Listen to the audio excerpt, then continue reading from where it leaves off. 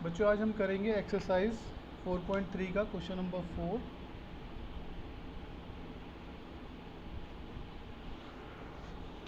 जिसमें हमें बोला गया है क्वेश्चन नंबर 4 में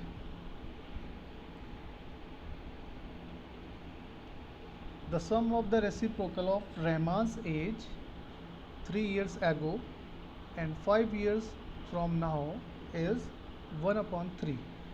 ठीक है, तो हमें यहाँ पे क्या करना है, रहमान की एज का रेसिप्रोकल, रहमान की एज का रेसिप्रोकल 3 years फ्रॉम 3 years एगो मतलब 3 साल पहले वाली एज और 5 years अब से बाद वाली एज का। ठीक है, और फिर उनका करना है हमें सम, और वो कितना दिया हुआ है 1/3, और हमें उसकी फिर बतानी है प्रेजेंट एज। तो सबसे पहले हम यहाँ पे लेट कर लेते हैं, let present age of Rahman.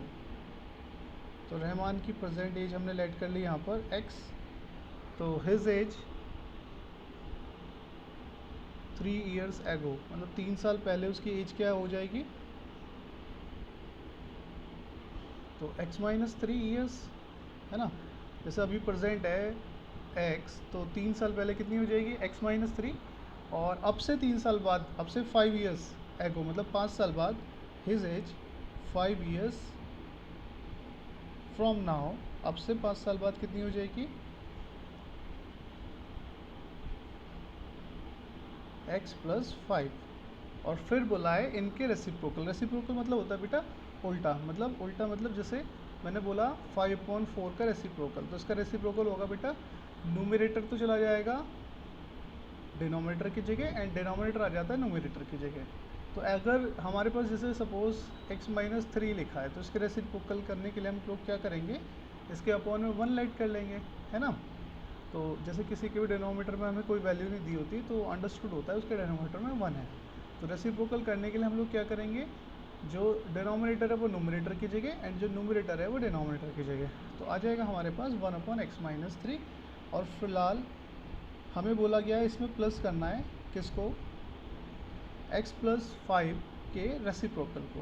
तो x + 5 का रेसिप्रोकल हो जाएगा 1/x + 5, और ये हमें दिया हुआ है 1/3। तो इसको आप सॉल्व कर लीजिएगा, और सॉल्व करने के बाद आप x की वैल्यू निकाल लीजिए, वही आपका आंसर हो जाएगा। ठीक है, तो क्वेश्चन नंबर 4 ऐसे करना है। उसके बाद हम लोग क्वेश्चन नंबर 5 देखते हैं।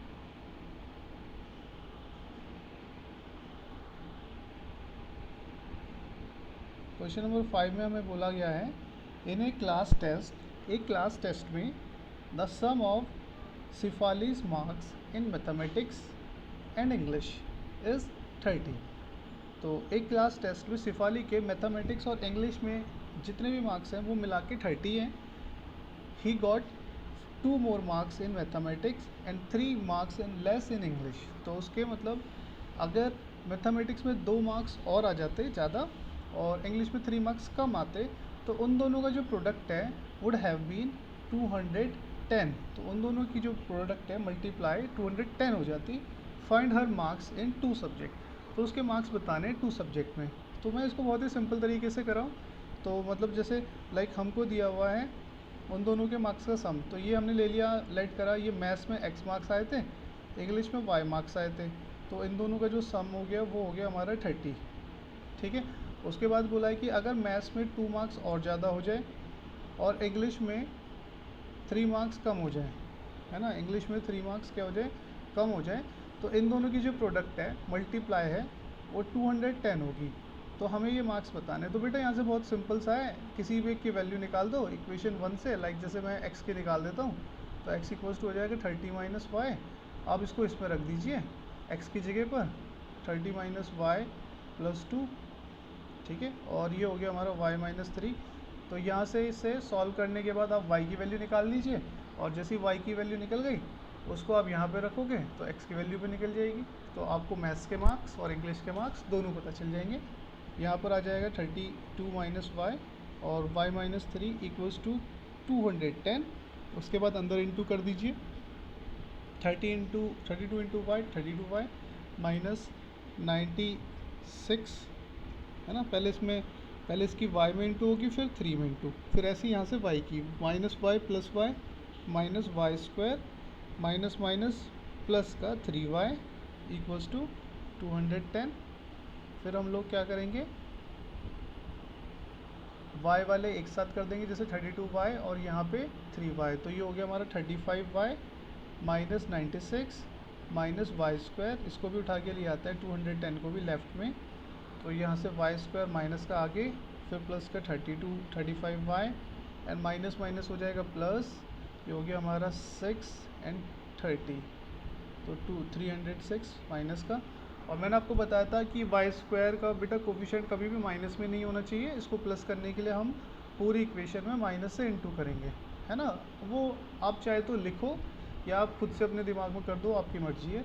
तो जैसे ही मैं माइनस से इंटू करूँगा तो जो माइनस है वो तो हो जाएगा प्लस, एंड जो प्लस है वो हो जाएगा माइनस, एंड जो माइनस है वो हो जाएगा प्लस, और उसके बाद फैक्टर करने हैं, मल्टीप्लाई करने पे तो आए 306 प्लस करने पे 35, तो इसके फैक्टर कर दीजिए 306 के।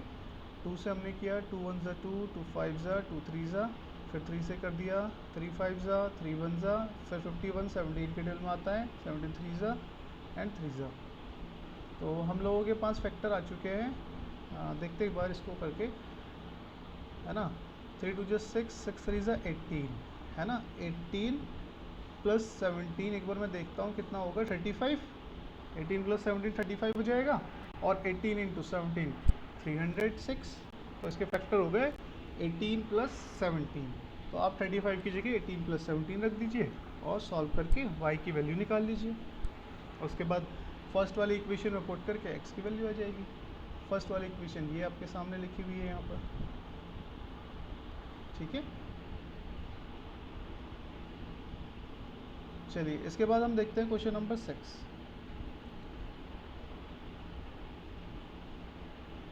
क्वेश्चन नंबर 6 में हम लोगों को दिया हुआ है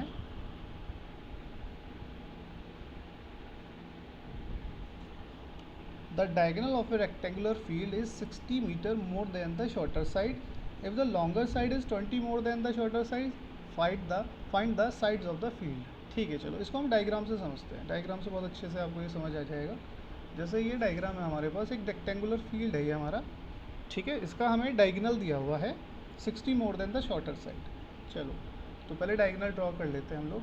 बेटा डायगोनल होता है जैसे ना, इसकी दो वर्टेक्स को, अपोजिट वर्टेक्स को हम ऐड कर देते हैं, मतलब मिला देते हैं, तो वो डायगोनल बन जाता है।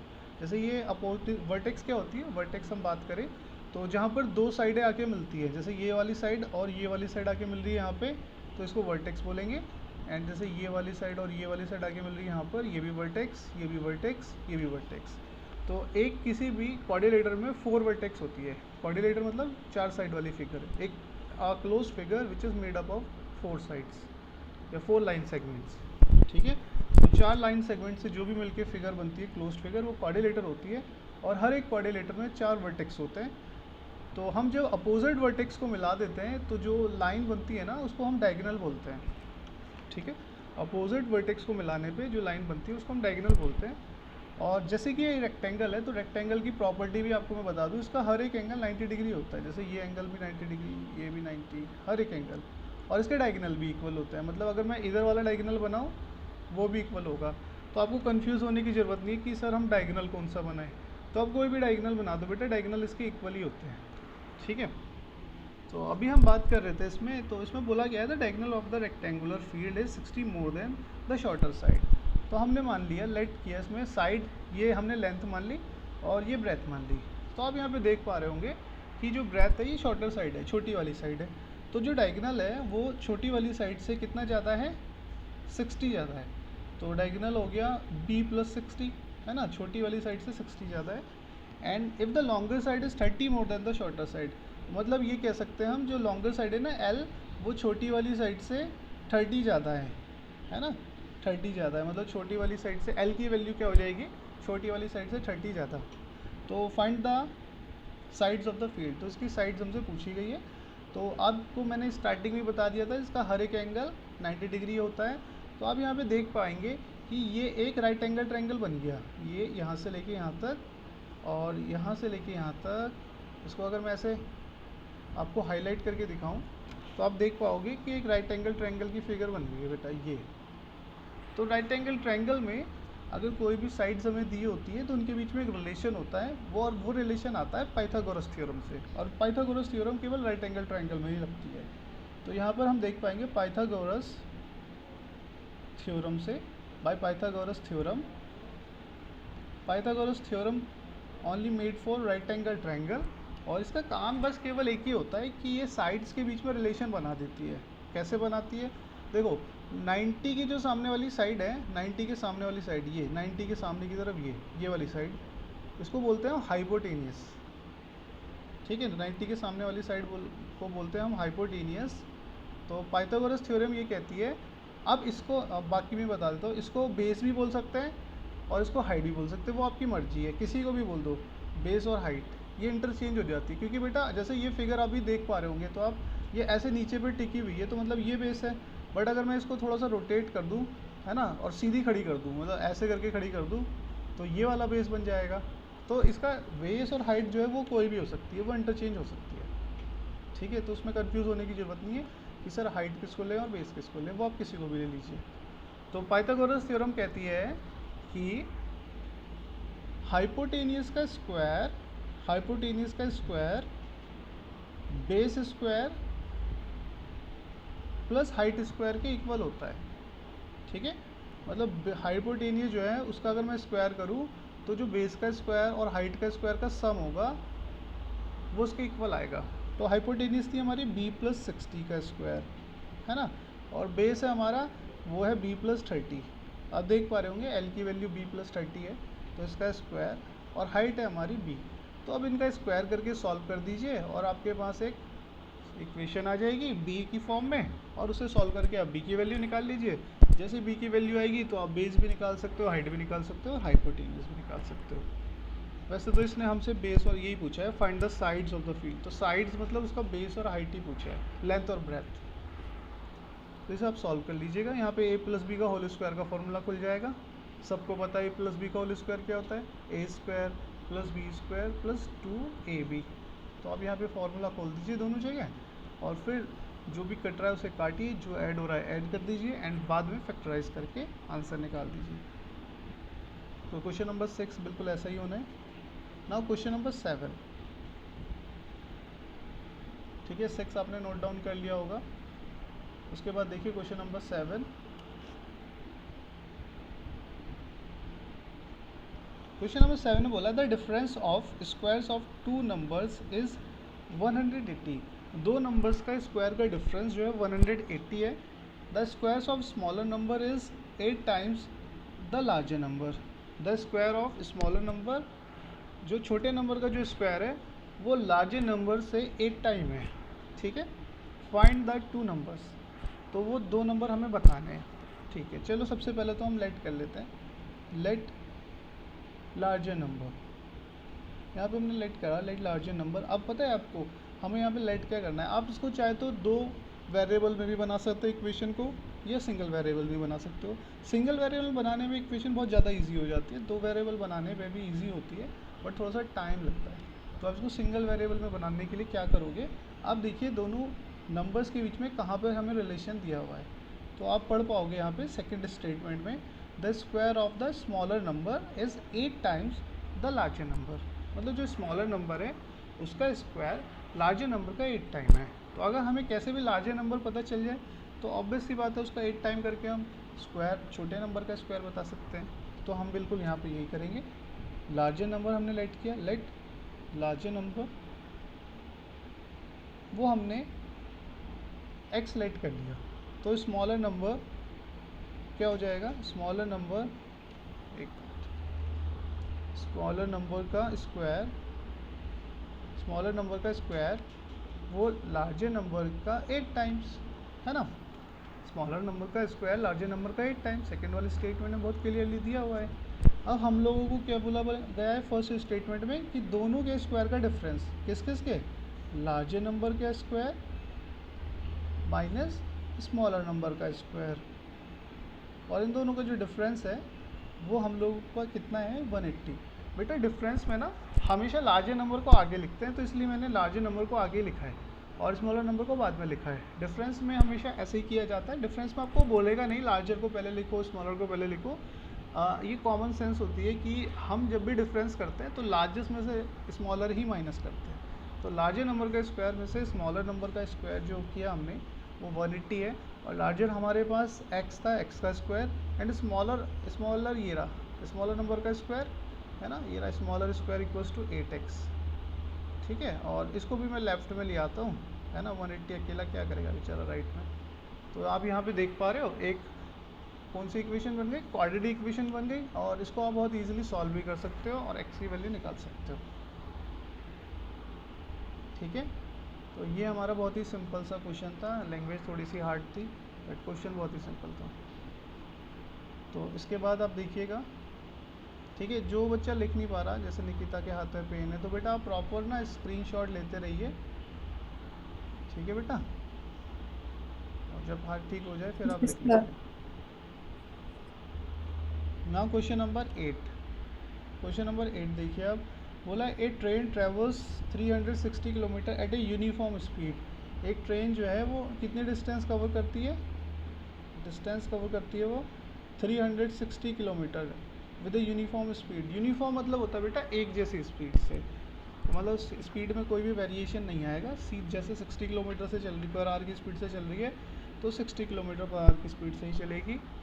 आगे इस क्वेश्चन में बोला है if the speed had been 5 kilometre per hour more, अगर स्पीड को 5 किलोमीटर पर आवर मोर ज़्यादा कर दे तो have taken 1 our less for the same journey. तो उसको जो है पूरी जर्नी को कवर करने में जो टाइम लगता था उसका वो 1 घंटा कम लेगी। ठीक है, find the speed of the train, तो ट्रेन की स्पीड हमें बतानी है। तो बहुत ही सिंपल सा क्वेश्चन है, इसको हम लिख लेते हैं।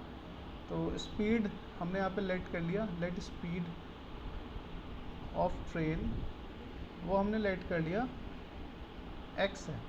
ठीक है, तो आपको पता है फॉर्मूला है ना, speed equals to distance upon time, बचपन से रखते हुए आ रहे हैं। तो यहाँ से टाइम इक्वल्स टू हो जाएगा डिस्टेंस अपॉन स्पीड है ना। तो यहाँ पे भी हमने लिख लिया time equals to distance 360 upon speed x। तो पहले इतना टाइम लगता था, बट इसने क्या बोला कि अगर स्पीड जो है वो कितना इंक्रीज़ कर दे, न्यू स्पीड मतलब स्पीड को हम कितना कर दें 5 इंक्रीज़ कर दें, 5 किलोमीटर पर आवर ज़्यादा कर दें। तो जो ये टाइम है ना, टाइम अब नया वाला टाइम जो न्यू टाइम है, न्यू टाइम मतलब नया जो टाइम है वो पुराने टाइम से, पुराना टाइम ही तो था 360 अपॉन x से 1 घंटा कम हो जाएगा है ना। नया वाला टाइम जो है वो पुराने टाइम से 1 घंटा कम हो जाएगा, यही बोला गया स्टेटमेंट में। आप चाहे तो पढ़ सकते हो कि if the speed of the train had been 5 kilometre per hour more it would have taken 1 our less. तो वो अपने पुराने वाले टाइम से 1 घंटे पहले पहुंच जाएगी। तो न्यू टाइम के लिए आप क्या करोगे, टाइम को पता है आपका फॉर्मूला डिस्टेंस अपॉन स्पीड होता है, तो डिस्टेंस तो सेम ही रहेगी बट अब स्पीड जो है वो x+5 हो चुकी है। बस इसको आप सॉल्व कर दीजिए, ये आपके सामने एक इक्वेशन बन चुकी है। ठीक है, x वाले आप लेफ्ट हैंड साइड में ले जाइए और उसको एलसीएम लेके सॉल्व करके एक क्वाड्रेटिक इक्वेशन बन जाएगी, और फिर क्वाड्रेटिक इक्वेशन को सॉल्व कर देना, x की वैल्यू आ जाएगी। ठीक है, एलसीएम लेंगे तो 360 इंटू एक्स, ठीक है, माइनस 360 इंटू x+5। देखिए आपको मैं एक चीज़ बताता हूँ, जब भी नीचे की तरफ वेरिएबल लिखे हों और उसमें कोई भी सिमिलरिटी नहीं हो, जैसे एक है x और दूसरा x+5 है, बिल्कुल अलग अलग है, तो इनका आप एलसीएम लेने के लिए सबसे बेस्ट तरीका ये होता है क्रॉस मल्टीप्लाई कर दो इनकी। जो इसके नीचे वेरिएबल है फर्स्ट वाली वैल्यू के नीचे उसकी मल्टीप्लाई कर दो इधर दूसरे वाले के न्यूमरेटर में यहाँ की तरफ, और जो इसके नीचे वेरिएबल है उसकी मल्टीप्लाई कर दो फर्स्ट वाले में न्यूमरेटर में, और इनके आपस में इंटू। तो ये सबसे बेस्ट तरीका होता है जब भी कुछ कॉमन ना हो दोनों में। जैसे लाइक मैं आपको दो चीज़ लिख के दिखाता हूँ, जैसे 1/x है और 1/y है, इनमें कोई भी सिमिलरिटी नहीं है, x अलग होता है y अलग होता है। तो मुझे अगर इसका एलसीएम लेना है तो बेस्ट तरीका ये है, मैं इसकी इसमें इंटू इसकी इसमें इंटू कर दूँगा और इनके आपस में इंटू कर दूँगा दोनों की। ठीक है, बट इन केस जैसे इसके नीचे लिखा है x इंटू x+y और इसके नीचे लिखा है दूसरे वाले के नीचे x+y, तो आप यहाँ पे देख पा रहे होंगे कि दोनों में x प्लस वाई कॉमन है ना, तो आप क्या करोगे ना, एलसीएम में x प्लस वाई को तो ड्रॉप कर दोगे और उसके अलावा जो बचा उसके इधर उधर इंटू, जैसे यहाँ पर इसके नीचे x प्लस वाई है, इसके नीचे भी है बट इसके नीचे x नहीं है, तो इसके नोमिनेटर में तो x से इंटू कर देंगे, ठीक है, और बस x नीचे लिखेंगे और जो कॉमन था उसको लिख देंगे, ठीक है ना। बहुत ही सिंपल तरीका है कि जैसे जब कुछ कॉमन आता है नीचे की तरफ, है ना, जो दोनों में कॉमन है तो उसको आप ऐसे काट दीजिए और यहाँ पे जो x बचा है या जो भी यहाँ पे एक्स्ट्रा, जैसे यहाँ पे y होता है ना, जैसे यहाँ पे y होता है यहाँ पे x होता, तो इसके इंटू तो इधर और इसके इंटू इधर कर दीजिए, ठीक है, और इनकी आपस में कैसे x और y और जो कॉमन है वो, ठीक, तो ऐसे हम कर सकते हैं। तो ये तरीका होता है एलसीएम लेने का वेरिएबल्स का। नाउ हम लोगों ने एलसीएम ले लिया है यहाँ पर, और उसके बाद हम लोग इंटू कर देंगे, एंड इंटू करेंगे तो ये हो जाएगा 360x minus 360x and minus minus minus plus minus, and 360 की हमने कर दी 5 से इंटू, तो ये हो गया 720 एंड अपॉन भी नहीं, इस अपॉन को भी ले जाते हैं हम लेफ्ट इधर क्रॉस मल्टीप्लाई में इसके साथ, तो -1 और इसके अंदर इंटू कर देते हैं x into x x square और x इंटू 5x, ठीक है, 360 प्लस ये माइनस कैंसिल आउट, यहाँ 720 बचा एंड इसके अंदर मल्टीप्लाई, तो -1 into x minus x square and -5x, इसको उठा के ले जाते हैं राइट हैंड साइड, तो left hand side x square plus 5x minus 720 and equals to 0। तो मल्टीप्लाई करने पे 720 आ जाए एंड माइनस करने पे 5 आ जाए, तो आप देख लीजिए ऐसे कौन से दो नंबर हैं और उनको लिख दीजिए 5 की जगह। आपको समझ में आया बेटा संभवी, निकिता, नंदनी, आपको समझ आ रहा है बेटा जितना भी हम लोग अभी कर रहे हैं? यस। ओके बेटा, तो नाउ उसके क्वेश्चन नंबर 9, 10 और 11 बचे हैं, वो भी हम लोग कर लेते हैं, इसको पूरा कर देते हैं एक्सरसाइज को आज, फिर कल हम लोग करेंगे एक्सरसाइज 4.4, फिर ये आपका चैप्टर कंप्लीट फॉर मॉड्यूल से करेंगे, ठीक है। इसका क्वेश्चन देखो अभी नेक्स्ट वाला, इस बार तो आपके एग्ज़ाम होंगे, साल में 2 बार एग्ज़ाम होंगे, गवर्नमेंट की गाइडलाइन आई है 10th वालों के 2 बार एग्ज़ाम होने, तो बिल्कुल भी आपको केयरलेस होने की ज़रूरत नहीं कि एग्ज़ाम कैंसिल होंगे, तो कैंसिल वैंसिल कुछ नहीं होने वाला भाई, एग्ज़ाम होंगे इस बार आपके। चलिए आप देखिए बेटा इसका नेक्स्ट क्वेश्चन, क्वेश्चन नंबर 9, बोला 2 water taps together can fill a tank in 9 whole 3/8 minute, है ना, 2 वाटर टैप्स है, मतलब टैप्स मतलब टोटी, तो 2 टोटियाँ मिलके किसी भी टैंक को 9 होल 3/8 आवर्स में फिल कर देती है।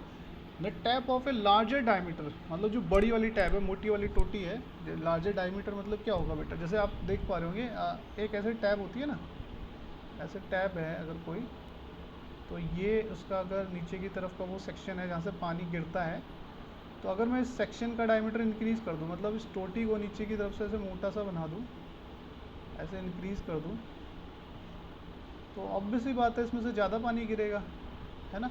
तो यही चीज़ बिल्कुल यहाँ पर है कि अगर इसका हम नीचे वाला जो डायमीटर है उसको इंक्रीज़ कर देते हैं, ठीक है, तो इसने बोला गया है क्या, 2 water taps can fill a tank, दोनों मिलके जो है टैप 1 और टैप 2 दोनों मिलके किसी टैंक को 9 होल 3/8 आवर्स में फिल करती है, ठीक है, और जो टैप का डायमीटर ज़्यादा है, the larger diameter, the tap of larger diameter takes 8 hours less than the smaller diameter tap to fill the tank separately। मतलब हम ये कहना चाह रहे हैं कि जो टैप का डायमीटर ज़्यादा है, मतलब सपोज हम मान लेते हैं टैप 1 का डायमीटर ज़्यादा है, तो वो जो दूसरी वाली टैप है, छोटी वाली टैप, उससे जो है टैंक को 10 घंटे पहले फिल कर देती है। मतलब अगर फर्स्ट वाली टैप जो है, सेकंड वाली टैप जो है उसे भरने में 30 आवर्स लेती है, तो फर्स्ट वाली उसे 20 आवर्स में भर देगी, है ना, 10 घंटे कम ले रही है टाइम। तो यही चीज़ हमसे बोला गई है, find the time in which each tap can separately fill the tank, तो वो टाइम बताइए कि जिसमें दोनों टैब जो है सेपरेटली टैंक को फिल कर दे। तो इसको शॉर्ट ट्रिक से भी हम कर सकते हैं, क्योंकि मैंने आपको टाइम एंड वर्क वाले क्वेश्चन कराए हुए हैं, है ना, दोनों मिलके इतना काम कर रहे हैं। तो शॉर्ट ट्रिक से भी कर सकते हो चाहो तो आप, और इसे आप चाहे लॉन्ग ट्रिक से भी कर सकते हैं, वो आपकी मर्जी है। तो लेट कर लेते हैं हम। चलिए फिलहाल लॉन्ग ट्रिक से भी करेंगे, शॉर्ट से भी, दोनों से बता दूंगा। तो सबसे पहले हमने लेट किया, let time taken by larger diameter tap. ठीक है, बड़ी वाली डायमीटर वाली टैब हमने ले लिया x। ये ऊपर वाली मैंने ऐसी आपको रफली समझाने के लिए बनाई थी, इसको आप इरेज कर दीजिए। तो हमने यहाँ पे लेट करा कि जो बड़ी डायमीटर वाली टैब थी ना, वो x घंटे लेती थी। अब छोटी वाली से तो वो कितने घंटे कम ले रही है, 10 घंटे कम ले रही है ना। तो time taken bye smaller diameter tab वो क्या हो जाएगा बेटा, बड़ी वाली से 10 घंटे ज़्यादा ही तो हो जाएगा, है ना। अगर छोटी वाली जो टैब है, ये लिखा हुआ है ना सेकंड वाली स्टेटमेंट में कि जो बड़ी वाली टैब है ना, वो सेपरेटली जो टैंक है उसको 10 घंटे कम में भर देती है छोटी वाली टैब से। बड़ी वाली टैब सेपरेटली टैंक को 10 घंटे कम समय में भर देती है छोटी वाली टैब से। तो डेट मीन छोटी वाली टैब बड़ी वाली से 10 घंटे ज़्यादा ले रही है ना। Time taken by the smaller tap to fill the tank separately is x + 10। अब आगे हमको दिया गया है कि दोनों मिलके 9 होल 3/8 आवर्स में भर देती है उसको। ठीक है, तो बस यहाँ पे हम कर देंगे कि x + 10 equals to 9r 3/8 hours, 9 whole 3/8 hours. इसको आप ऐड कर दीजिए, सॉल्व कर दीजिए। एक मिनट,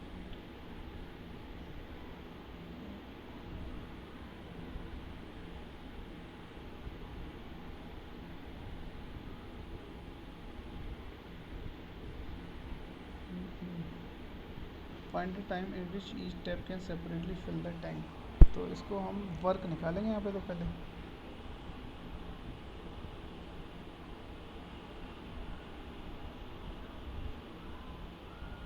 इससे अगर हम करके देखें तो 2x = 2, ये आएगा 27 + 3 30/8 - 10।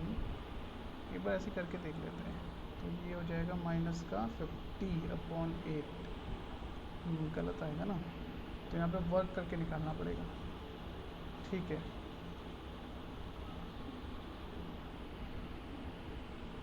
तो यहाँ पे निकालेंगे हम work done by first tab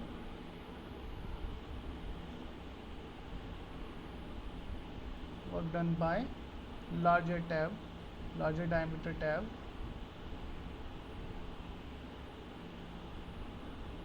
तो लार्जर डायमीटर टैब ने कितना काम किया, अगर वो x इन 1 आवर, ठीक है, 1 घंटे में, तो अगर वो टोटल x घंटे ले रही है तो 1 घंटे का काम हो गया 1/x।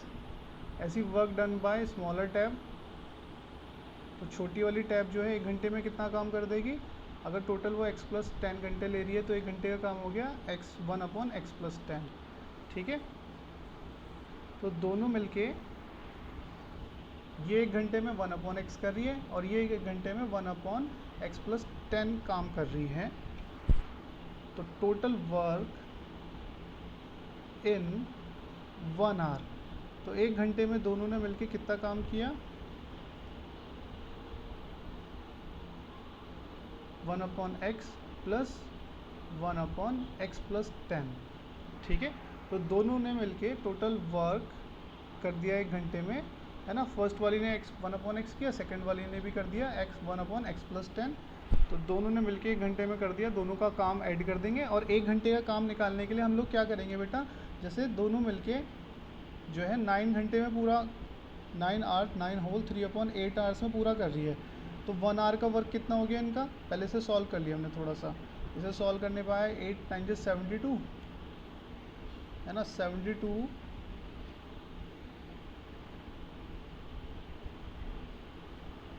8 9 72 और 375/8 आवर्स। तो टोटल जो वर्क था उन्होंने वो किया 75/8 आवर्स में। तो 1 घंटे का काम निकालने के लिए हम क्या करेंगे, 75 को अपॉन में भेज देंगे एंड 8 चला जाएगा ऊपर की तरफ, मतलब जो भी होता है ना टाइम उसका रेसिप्रोकल कर देते हैं। तो 1 घंटे का काम इनका ये हो गया। तो यहाँ पे हम टोटल वर्क लिख देते हैं 1 घंटे का, और फिर उसके बाद सॉल्व कर देंगे क्रॉस मल्टीप्लाई करके। एलसीएम ले लिया यहाँ पे हमने, तो ये हो गया x और x प्लस 10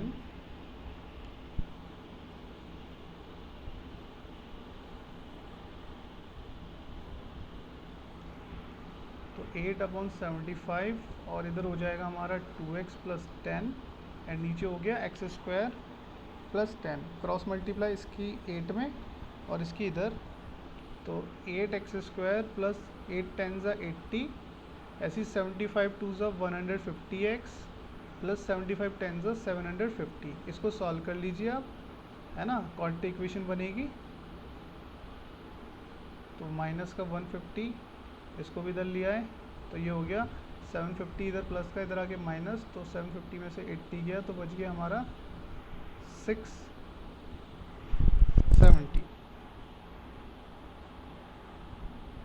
ये इक्वेशन बन गई है, इसको आप सॉल्व कर दीजिए तो आपके पास फैक्टर आ जाएंगे और x की वैल्यू जो भी आएगी वही आपका आंसर है। ठीक है, इसको मैं एक बार आपको दोबारा एक्सप्लेन कर देता हूँ। देखो बेटा, हम लोगों ने सबसे पहले ना टाइम निकाल लिया कि जो बड़ी वाली टैब है अगर वो पूरा टाइम ले रही है x घंटे उसे भरने में, ठीक है, तो छोटी वाली टैब जो है जिसका छोटा डायमीटर है वो उससे 10 घंटे ज़्यादा लेगी। अब हम लोगों ने उनका 1 घंटे का काम निकाल लिया, जैसे टोटल काम वो x घंटे में कर रही है, तो 1 घंटे का काम निकालूंगा तो मैं क्या होगा यहाँ पे 1 बनाने के लिए, तो ये क्या हो जाएगा, x से ले जाएगा अपॉन में, है ना। तो work done by larger tap 1 hour, तो 1/x।